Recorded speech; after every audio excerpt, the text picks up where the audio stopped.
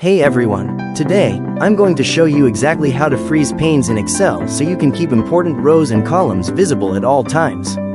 First, let's freeze the top row, which is usually your header row.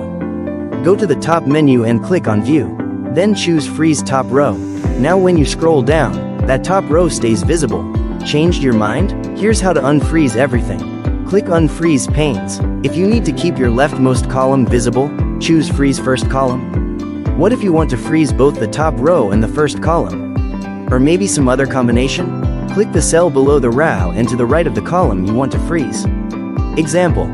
To freeze row 1 in column A, click on cell B2. Then click Freeze Panes. Now everything above and to the left of your selected cell will stay frozen. Changed your mind? Click Unfreeze Panes. Just like that, everything is back to normal. And that's it. Now you can navigate large spreadsheets without getting lost. If you found this helpful, give it a thumbs up, and drop a comment if you have any Excel questions. Subscribe for more tutorials like this. Thanks for watching, and I'll see you in the next one.